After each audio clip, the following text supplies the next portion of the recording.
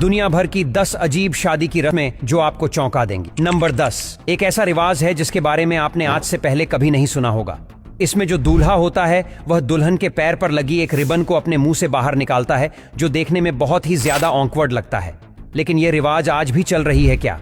आपने आज से पहले कभी इसके बारे में सुना था? नीचे कमेंट में लिखकर बताना। नंबर 9, इस देश में बाराती को सिर्फ 5 बादाम खिलाकर उनका स्वागत किया जाता है। इसके बाद शादी के अंत में सभी अपने घर वापस चले जाते हैं। इटली में मंगलवार और शुक्रवार को शादी नहीं होती है, इसलिए हमारे देश के बाराती का स्वागत करने के लिए लाखों रुपए खर्च किए जाते हैं, जो इटली में कोई कॉन्सेप्ट नहीं है। यहाँ के लोगों की सोच अलग है। उनका मानना है कि बाराती में किसी पर लड़की वाले का बिना मतलब पैसा खर्च करना ठीक नहीं है। नंबर 8, झाड़ू उछालना। यह प्रथा अमेरिका के दूर दराज के दक्षिणी इलाकों में शुरू हुई थी। गुलामी के दौरान नवविवाहित काले जोड़ों को झाड़ू के ऊपर से कूदना पड़ता था। यह उनके नए जीवन में आगे बढ़ने का प्रतीक था। यद्यपि यह प्रथा अब लुप्त हो चुकी है, कुछ जोड़े अभी भी इस परंपरा का पालन करते हैं। Number 7, Sweden. यह परंपरा सुनकर आप हंस के पागल हो जाओगे। जब दूल्हा दुल्हन खाने के लिए एक टेबल पर बैठते हैं और इनमें से अगर कोई टॉयलेट के लिए 2 मिनट उठकर चला जाता है, तभी बाकी सभी लोगों को आजादी होती है कि वो अकेले बैठे दूल्हे या दुल्हन को कितना भी चाहे चूम सकते हैं। नंबर 6, अपनी आंखों से रोएं। चीन के तुजियान जातीय अल्पसंख्यक में यह अजीब परंपरा है, जहां होने वाली दुल्हन को अपनी शादी से 1 महीने पहले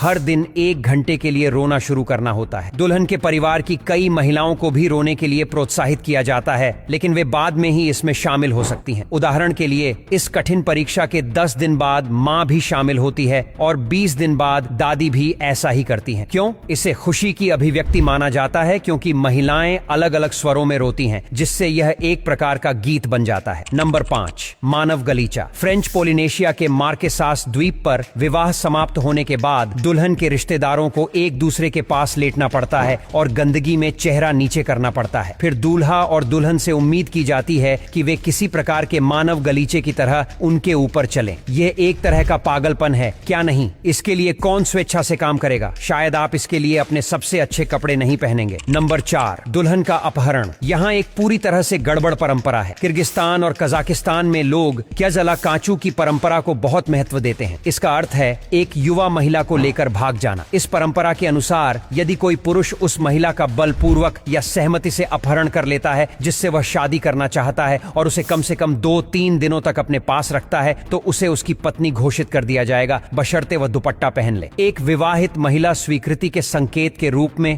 नंबर 3, रोमानिया में एक परंपरागत रीति है जिसमें लड़का अपनी पसंदीदा लड़की को बिना किसी को बताए उसके घर से छुड़ा लेता है। फिर वे 2-3 दिनों तक मिलकर एक दूसरे को समझते हैं और फिर उन्हें दंपति करार दे दिया जाता है। शादी की योजना बनाई जाती है और फिर परिवार को सूचित किया जाता है, जिसके बाद धूमधाम से शादी का आयोजन किया जाता है। नंबर 2, मंगोलिया में कुछ अंदरूनी क्षेत्रों में एक अनूठी परंपरा है जिसमें दूल्हा और दुल्हन को एक अंडे को छुड़वाने के लिए चाकू का उपयोग किया जाता है। इस परंपरा के अनुसार शादी की तारीख तब तक निश्चित नहीं होती है जब तक कि अंडा सही रूप से नहीं खुलता है। यदि सही रूप से खुला अंडा नहीं दिखता है तो चूजा को फोड़ने का क्रम चलता रहता है। नंबर 1, इंडोनेशिया में शादी की एक अनूठी परंपरा है जिसमें नए विवाहित जोड़े को शादी के पहले 3 दिनों तक टॉयलेट का इस्तेमाल करने में रोका जाता है और उन्हें कम खाने का आदान प्रदान किया जाता है। इसका उद्दीपन विवाहित जीवन की चुनौतियों और संजीवनी शक्तियों को साझा करने का एक रूप माना जाता है। इस अवधि के बाद जब वे लौटते हैं तो उन्हें समृद्धि, सौहार्द और साझेदारी का प्रतीत होता है, क्योंकि वे समस्त कठिनाइयों का सामना करके एक दूसरे के साथ जीवन का संगीत बजाते हैं। बस आज के लिए इतना ही। अगर आपको यह वीडियो पसंद आता है तो लाइक करना और शेयर करना बिल्कुल ना भूले, और अगर ऐसे ही वीडियो देखना चाहते हो तो हमारे इस पेज को फॉलो करना बिल्कुल ना भूले।